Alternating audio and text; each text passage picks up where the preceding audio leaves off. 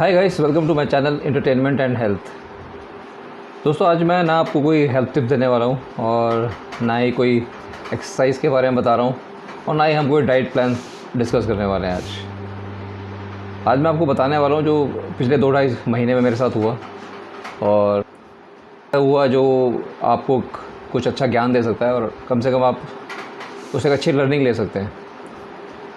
पूरे वीडियो के देखने के बाद मैं आपको बताऊंगा कि उससे आप 3 डिफरेंट लर्निंग ले सकते हो जो आपको बहुत बेनिफिशियल हो सकती है। कुछ दिन पहले मैं कुछ काम के सिलसिले में मुझे बेंगलोर जाना पड़ गया। करीबन 13 मार्च को मैं बेंगलोर गया था। तो वहाँ पर मैं अपना वही नॉर्मल रूटीन फॉलो कर रहा था जो दिल्ली में भी करता था। वॉक पे जाना और एक्सरसाइज वगैरह करना, वो सब मैंने वहाँ पे भी शुरू कर दिया जाके। लेकिन वहाँ की जो एयर क्वालिटी और जो दिल्ली की एयर क्वालिटी है, दोनों में बहुत ज़मीन आसमान का फ़र्क है। वहाँ पर जो एयर क्वालिटी है उसमें मॉइस्चर बहुत है और पोल्यूशन और मॉइस्चर दोनों मिलके थोड़ा एक डेडली कॉम्बिनेशन बनाते हैं जो थ्रोट के लिए और आपके लंग्स के लिए और अस्थमा के जो पेशेंट है स्पेशली उन लोगों के लिए बड़ा ही डेंजरस है वो। तो दिल्ली में ऐसा नहीं है। बेसिकली दिल्ली की एयर क्वालिटी थोड़ी लाइट है, ड्राई है ना। पोल्यूशन तो यहाँ पर भी है लेकिन वहाँ में और यहाँ में यही फ़र्क है। तो वहाँ पर जब मैं वॉक करता था तो मुझे एक डिफरेंस महसूस होता था कि मेरी ब्रीदिंग बहुत फास्ट हो जाती थी और मैं फास्ट वॉक नहीं कर पाता था। तो मैंने वहाँ पर थोड़ा वॉक स्लो करना शुरू किया, जैसे थोड़ा सा अपने आप को कंफर्ट देने के लिए। तो ये भी चलता रहा नॉर्मली, लेकिन डिफरेंस था थोड़ा सा इस चीज़ में कि भाई ब्रीदिंग बहुत फास्ट होती थी वहाँ पर, थक जाता था बहुत जल्दी। 15-20 दिन के ऐसे चलता रहा, मैं नॉर्मल चलाता रहा ये सब चीज़ें। तो करीबन 5 या 6 अप्रैल को मुझे थोड़ा सा फीवर हो गया। जनरली मेरे को फीवर होता है जब मैं कभी क्लाइमेट चेंज होता है या मौसम कभी चेंज होता है तो मुझे जनरली फीवर हो जाता है। वायरल फीवर जनरली होता है, वो मेडिसिन खाओ 3-4 दिन में ठीक हो जाता है। वहाँ पर भी ऐसा ही हुआ मेरे साथ। 5 या 6 तारीख को मुझे अप्रैल में मुझे फीवर हो गया। तो पहले दिन था तो मैंने नॉर्मली डोलो, जैसे मैं खाता हूँ तो डोलो मैंने खा लिया था। डोलो 650 mg जो मैंने खाई तो बुखार तो मेरा उतर गया। मतलब दिन में मैंने खाया था तो शाम तक मेरा बुखार ठीक हो गया।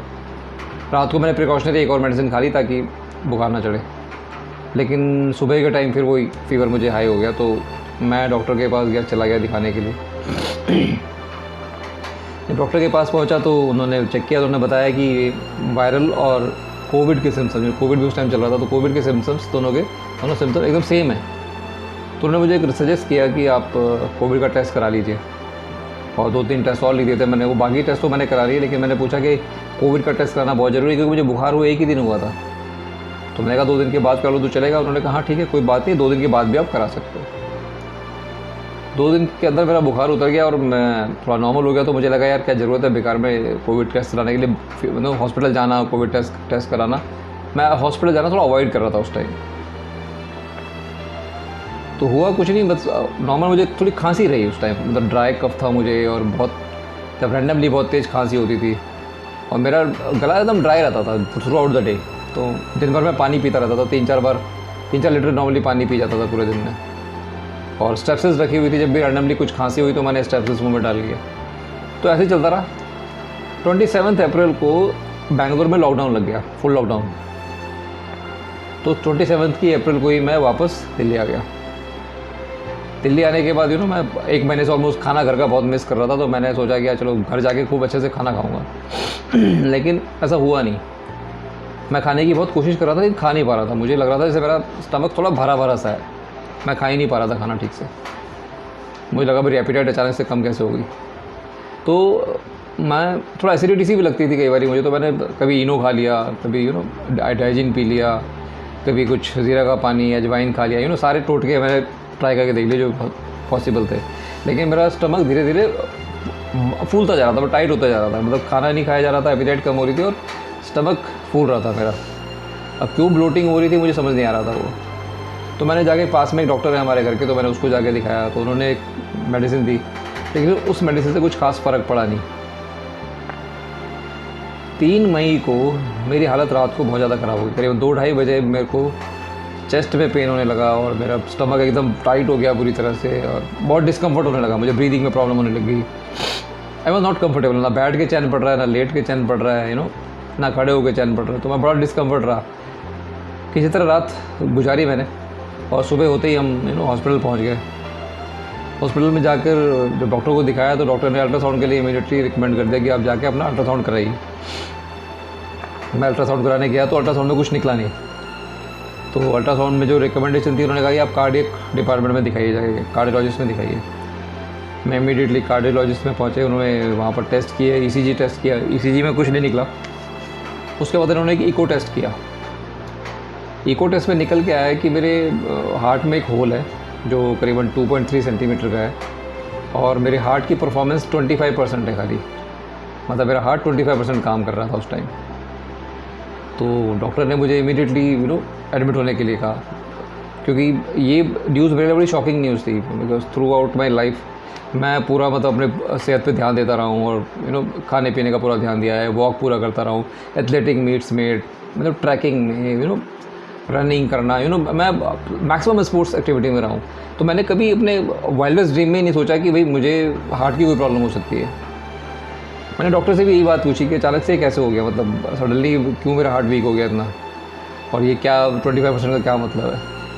तो वो भी ठीक से रिप्लाई नहीं कर पाए because he was also not aware कि एक्चुअली हुआ क्या है। तो उन्होंने कुछ मेडिसिन मुझे लिख दी और कहाँ पर एडमिट हो जाइए, कुछ टेस्ट करने पड़ेंगे जिससे थोड़ा पता चलेगा एक्जैक्टली क्या है। तो मैं कहा ठीक है एडमिट करो आप मुझे। तो उन्होंने एडमिशन के लिए लिख दिया और कुछ मेडिसिन लिख दी मुझे जो एडमिशन के बाद खानी थी। तो मैं गया जब एडमिशन के लिए, तो एडमिशन के लिए बेड अवेलेबल नहीं था हॉस्पिटल में जहाँ मैं गया था। तो वहाँ हमने बहुत ट्राई किया लेकिन एडमिशन हो नहीं पाया बिकॉज बेड ही नहीं मिल रहा था कोई वहाँ पे।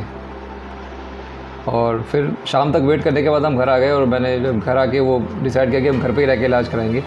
तो वो मेडिसिन मैंने जो उन्होंने लिखी थी वो मेडिसिन खाई मैंने और विद इन 2 आवर्स मुझे आराम पड़ गया। मतलब पेट में तो जितना मुझे लग रहा था स्टमक मेरा ब्लोटिंग है, तो डॉक्टर ने बताया था मेरे पेट में एक्चुअली पानी भर गया है। तो सारा पानी वो इमीडिएटली निकल गया, 2 घंटे के अंदर मेरे को रिलीफ हो गया एकदम और मैं बहुत ही कंफर्ट में आ गया। तो मुझे लगा कि यार ठीक हो जाएगा बहुत जल्दी ये। तो मैंने वो मेडिसिन 3-4 दिन खाई जो डॉक्टर ने लिखी थी और 3-4 दिन बाद फिर मैं वापस हॉस्पिटल में पहुँचा। डॉक्टर ने 15 दिन की दवाई और लिख दी, कहा कि 15 दिन और दवाइयाँ खाइए। तो इस बार थोड़ी डिफरेंट दवाइयाँ थी। तो मैंने 15 दिन वो दवाई खाने के लिए डिसाइड, चलो मैं 15 दिन फिर खा ली वो दवाई। लेकिन 15 दिन खाने से पहले 10 दिन के अंदर एक बार फिर मैंने इको टेस्ट कराया चेक करने के लिए, क्योंकि जब मैं इको टेस्ट कराने गया था वहाँ पे तो लास्ट टाइम हुआ क्या था कि मेरा सिचुएशन थोड़ी डिफरेंट थी। तो मैं नॉर्मल उसमें भी कराना चाहता था कि नॉर्मल सिनेरियो में क्या आता है मेरा इको टेस्ट। जब नॉर्मल सिनेरियो में जाके मैंने इको टेस्ट कराया तो वहाँ हालत तो ज़्यादा ही ख़राब थी। वहाँ 25% दिखा रहा था, दोबारा जब इको टेस्ट कराया तो 20% आ गया मेरा हार्ट की परफॉर्मेंस। तो मेरे लिए और ज़्यादा परेशानी की बात थी। तो वहाँ जो डॉक्टर थे उन्होंने भी यही बोला कि भैया इसका जल्दी से जल्दी इलाज कराइए अपना। तो मैं घर आया, बड़ा टेंशन में था। तो किसी से बात करते हुए उन्होंने किसी और डॉक्टर का नाम बताया, जिससे उन्होंने कहा कि अब एक बार कंसल्ट कर लो, सेकेंड ओपिनियन ले लो। तो हमने उस डॉक्टर से बात की, सारी रिपोर्ट्स उनको भेजी और उन्होंने फिर उस डॉक्टर का फ़ोन, हमने फ़ोन पे एक्चुअली सारी बातें हो रही थी क्योंकि सारे डॉक्टर तो आजकल फिजिकली देख नहीं रहे। तो उन्होंने फ़ोन पे सारा कंसल्ट किया, फ़ोन में सारी हिस्ट्री पूछी, क्या हुआ, कैसे क्या आपका लाइफस्टाइल है, सब उन्होंने सारी डिटेल मुझसे ली। तो वो भी सरप्राइज़ थे कि अचानक से ये चीज़ कैसे हो गई, बिकॉज अचानक से तो कुछ होता नहीं है, या तो पहले से डेवलप हो रहा होगा, अचानक तो हो नहीं सकता। तो उन्होंने फाइंड आउट करने के लिए काफ़ी सारे टेस्ट लिख दिए। ऑलमोस्ट सारे बॉडी टेस्ट उन्होंने मेरा करा दिया, एंटीबॉडी टेस्ट भी कराया और एक हार्ट फेलियर के लिए टेस्ट होता है pro BNP test, anti pro BNP test उसको कहते हैं, जो आपके हार्ट फेलियर को डिटेक्ट करता है। तो उन्होंने वो टेस्ट भी कराया मेरा।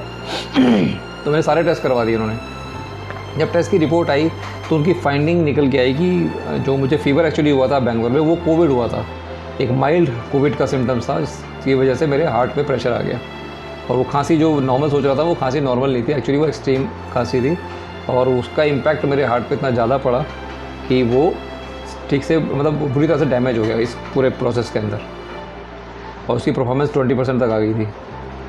उनकी फाइंडिंग ये निकल के आई और उन्होंने ये भी बताया कि जिस दिन 3 तारीख को मेरे को एडमिट किया गया है, जब मैं उस टाइम अनकम्फर्टेबल था, वो मेरे को एक माइल्ड हार्ट अटैक भी एक तरह का आ गया है, क्योंकि जो हार्ट फेलियर का उन्होंने टेस्ट कराया था वो इंडिकेट कर रहा था कि आपको कोई हार्ट फेलियर प्रीवियसली हो चुका है, क्योंकि जो उसकी जो काउंटिंग आती है, जो रेंज आती है वो करीबन 500 के आसपास आती है और मेरी वो रेंज करीबन 1100 से ऊपर आ रही थी उस करंट टाइम पर भी, मतलब जब मेरे को कुछ भी नहीं था तब भी।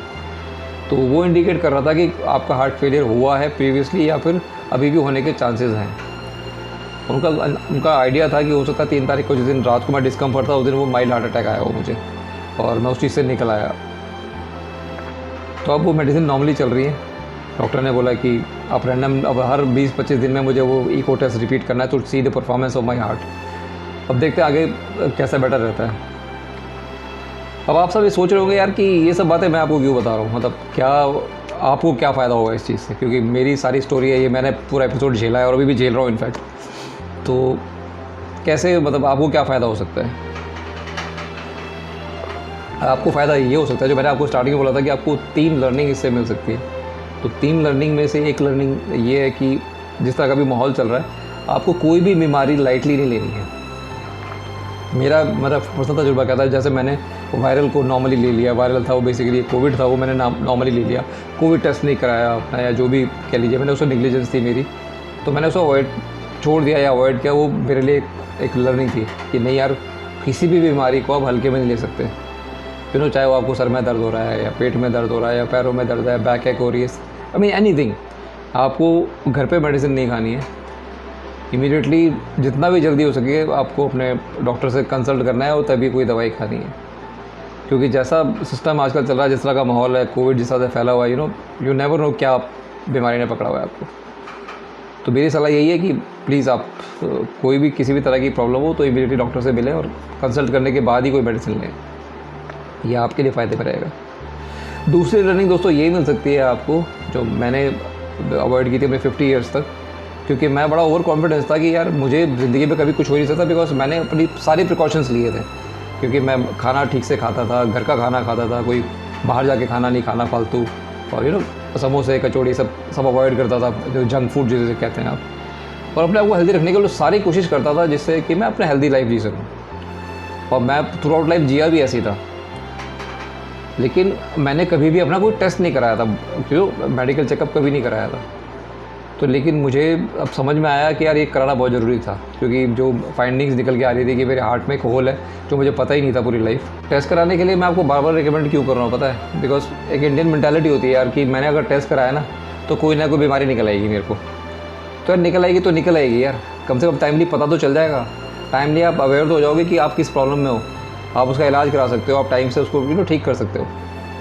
सिंपल सा लॉजिक है भाई, किसी हॉस्पिटल में जाकर 10 लाख रुपए खर्च करने से बेटर है हर साल आप 10,000 रुपये अपनी चेकअप के ऊपर खर्च कर दो, कोई दिक्कत नहीं है।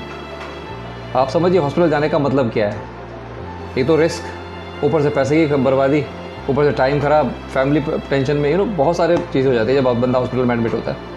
तो मेरी सलाह यही है, आप टाइमली अपना टेस्ट कराएं, एक रूटीन फॉलो करें और हर साल इसको रिपीट करें और अपना टेस्ट करा के प्रॉपर्ली अपना इलाज कराएं। अगर कोई बीमारी है तो भगवान ना करे कोई हो, लेकिन फिर भी आप ये टेस्ट को रिपीट करके और कराते रहें time to time. Third learning आपको ये मिल सकती है इससे कि जिस तरह का सिस्टम है, जिस तरह का भी माहौल कोरोना फैला हुआ है और लोग काफ़ी परेशान है और काफ़ी मोर्टेलिटी रेट काफ़ी बढ़ा हुआ है, तो मुझे लगता है कभी भी कोई मिस हैपनिंग हो सकती है किसी के साथ। तो नेवर नो अब किसका क्या स्टेटस है मेडिकली मुझे पता नहीं, लेकिन आपको और हमें एक चीज़ ध्यान में रखनी है कि हमें एक इंश्योरेंस अपना प्रॉपर्ली करा के रखना है। इंश्योरेंस से क्या होता है कि कोई भी ऐसा मिस हैपनिंग में आपकी फैमिली को इमीडिएट एक फाइनेंशियल सपोर्ट मिल जाता है, क्योंकि होता क्या है हम किसी के जाने के बाद बड़ा एक धक्का लगता है और वो बड़ा एक फाइनेंशियल सपोर्ट एक जैसे हट गया, स्पेशली अगर आप सिंगल अर्निंग मेंबर है अपनी फैमिली के, तो ये बहुत ज़रूरी है आपके लिए कि आप इंश्योरेंस ज़रूर कराएं, क्योंकि आपका तो जगह कोई फुलफ़िल कर नहीं पाएगा, ये तो कंफर्म है, लेकिन एक फाइनेंशियल सपोर्ट आपको आपकी फैमिली को उस ट्रॉमा से निकलने में काफ़ी हेल्प कर सकती है। तो ये 3 लर्निंग आप ले सकते हैं दोस्तों।